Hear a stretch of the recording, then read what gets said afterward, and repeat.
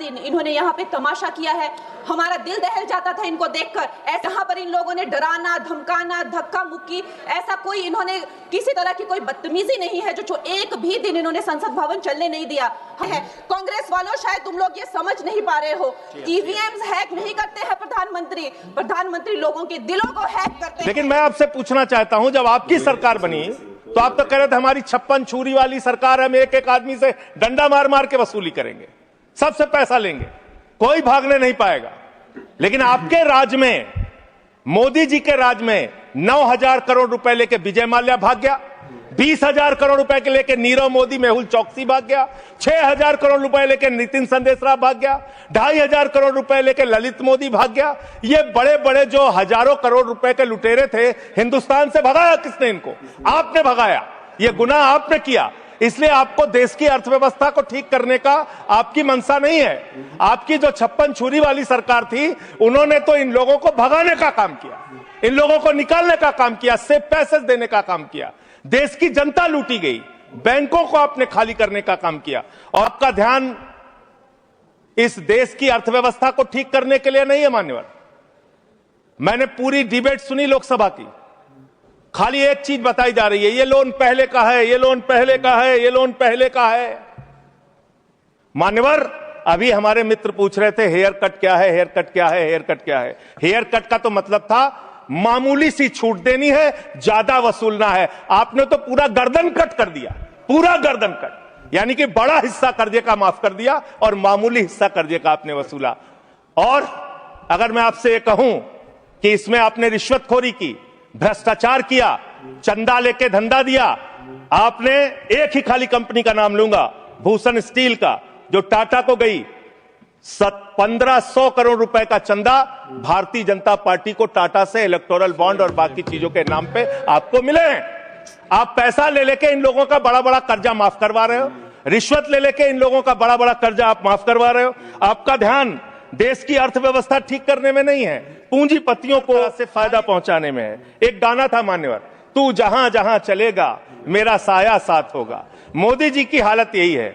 मोदी जी गाना बनाए हैं, मैं जहां जहां चलूंगा अडानी का ठेका साथ होगा। ये क्या है?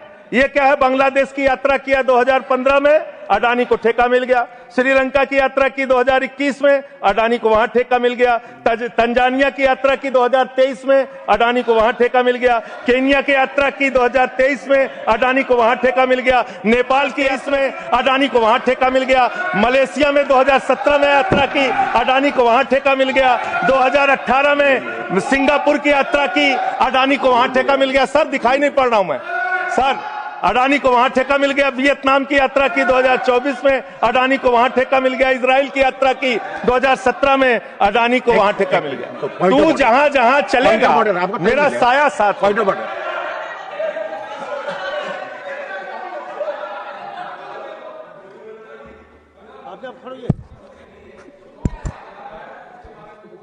कोई भी रिलेवेंट नहीं है।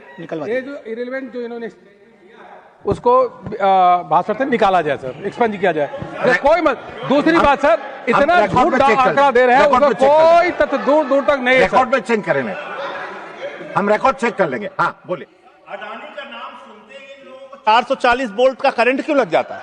मुझे तो समझ में नहीं आता। जैसे अडानी का नाम लो, पूरी की पूरी भाजपा खड़ी हो जाती है।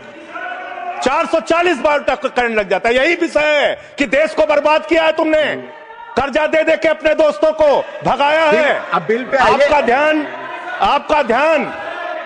ध्यान बड़े बड़े पूंजीपतियों से। मान्यवर मेरा समय जा रहा है, मान्यवर मेरा समय जा रहा है, मुझे बोलने दीजिए। मान्यवर, आपका दिमाग, हम चेक कर लेंगे। आपका दिमाग बड़े बकायेदारों से कर्ज वसूलने में नहीं है। अगर होता तो ये हजारों करोड़ के जो बकायेदार इनके पासपोर्ट जब्त करो ना। संजय सिंह के तो पासपोर्ट आपने जब्त किए हैं, एक एक सांसद के पासपोर्ट आपने जब्त किए हैं। इन डकैतों के पासपोर्ट क्यों नहीं जब्त किए आपने? इन डकैतों के पासपोर्ट क्यों नहीं जब्त किए आपने? नहीं जब्त किए।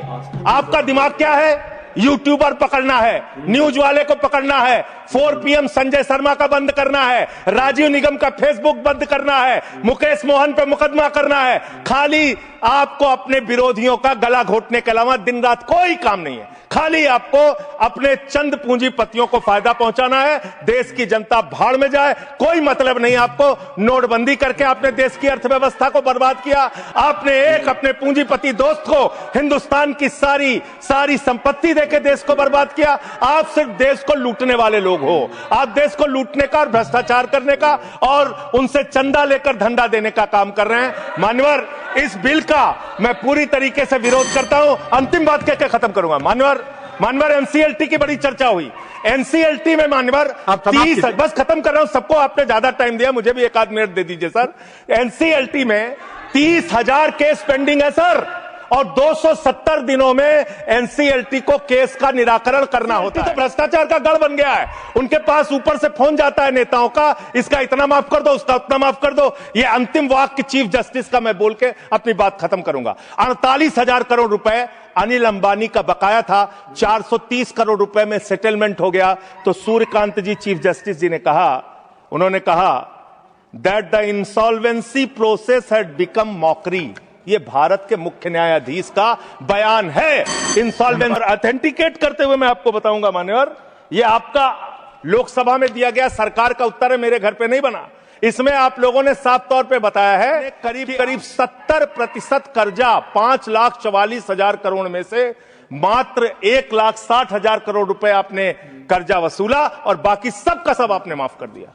ये तो बड़ी अच्छी स्कीम है आपकी, बहुत अच्छी स्कीम है। यही स्कीम आप किसानों के लिए लाइए, यही स्कीम आप मजदूरों के लिए लाइए, रेहड़ी पटरी वालों के लिए लाइए, छात्रों के लिए लाइए, छोटे दुकानदारों के लिए लाइए और कहिए कि अगर 1 लाख रुपए किसी किसान का बाकी रहेगा 30,000 रुपए दे दे, उसका बाकी कर्जा माफ। कहिए कि अगर 1 करोड़ रुपए किसी दुकानदार का, छोटे व्यापारी का माफ रहेगा, बकाया रहेगा, उससे 30 लाख रुपए लेके 70 लाख रुपए माफ। क्योंकि यही काम तो किया है आपने। आंकड़े पढ़ रहा हूं मान्यवर, ध्यान से पूरे देश को सुनना चाहिए क्या है आपकी असलियत। आपने भूषण स्टील का 54,000 करोड़ रुपए कर्जा बकाया था, 42,000 करोड़ रुपए आपने वसूला, 30 ने माफ किया।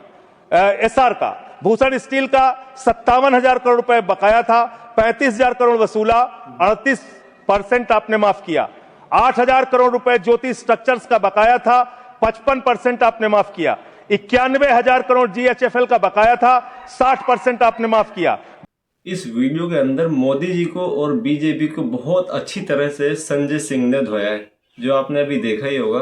अरे यार, हमारे देश में लोग कर्जे लेते हैं, वो 1-2 रुपए का कर्जा नहीं है, हजारों करोड़ रुपए के कर्जे लेते हैं लोग और भाग जाते हैं विदेश। और फिर अगर वो पकड़ में भी आ जाए ना तो उनका कर्जा माफ कर देते हैं। तो भाई क्या कर रहे हो यार आप? ये पैसा कोई आपका है? ये हमारा पैसा है, इस देश की जनता का पैसा है ये। अरे इन पैसों को देश के विकास में लगाओ ना। यहाँ तो लोग पैसे ले लेके भाग जा रहे हैं, 9,000 करोड़, 2,500 करोड़, 6,000 करोड़ रुपए लेके भाग जा रहे हैं लोग। और मोदी जी ने तो वापस लाने का भी वादा किया था, लेकिन अभी तक तो कोई पैसा वापस आया ही नहीं। और इन मुद्दों पर कोई आवाज उठाता है, सोशल मीडिया इन्फ्लुएंसर हो या फिर कोई यूट्यूबर, तो उनके चैनल बैन कर दो, उन्हें जेल में ले आके डाल दो। क्या चल रहा है भाई देश में? अरे हमारा देश आजाद है या गुलाम है? अगर आप ये जानना चाहते हैं कि मोदी जी ने कितने सारे इन्फ्लुएंसर, यूट्यूबर्स के चैनल्स को बैन करवा दिया है, तो आप ये वाली वीडियो जाके जरूर देख लेना, इसमें आपको सारी चीजें मालूम चल जाएगी।